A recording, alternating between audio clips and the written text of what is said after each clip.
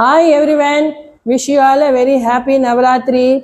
அந்த காலத்துல பெண்கள் நவராத்திரியை ரொம்பவே அழகா அனுபவிச்சு கொண்டாடினாங்கிறதுக்கு இந்த பாடல் ஒரு பெரிய எடுத்துக்காட்டு. அதே போல நாமும் நவராத்திரியை மகிழ்ச்சியாக கொண்டாடுவோம். நவராத்திரி என்றதும் மங்கையர் எங்களின் மனமது தேர்ச்சியை பெற்றதம்மா. கவனமாய் கொழுதனை உயர்ந்ததை வைத்திட உள்ளமும் மோகத்தை கொண்டதம்மா. படிப்படியாகவே பலவித பொம்மையை விதவிதமாகவே வைத்தோம் அம்மா. அடிக்கடி பார்த்தாலும் மனமது சலிக்காமல் பார்த்தே மனம் களி கொண்டோம் அம்மா.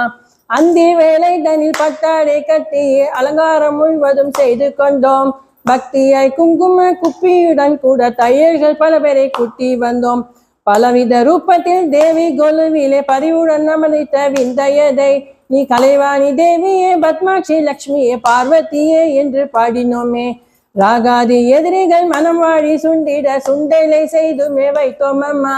பாங்காய் நீ இன்புற தித்திப்பு பச்சனம் என்றே உனக்குமே தந்தோம் அம்மா. பக்தராம் எங்களின் ஆர்த்தியை போக்கிட பங்கஜ பாதத்தை நமஸ்கரித்தோம். முத்தால ஆரத்தி உந்தனுக்கே சுற்றி மூன்றான சக்தியை போற்றி நின்றோம். வந்த பெண் யாவரும் உந்தனின் ரூபமே என்றுமே மனம் அதை தேற்றி கொண்டோம். சந்தனம் பூசிய மஞ்சளும் குங்குமம் வெற்றிலை பாக்கையும் தந்து நின்றோம்.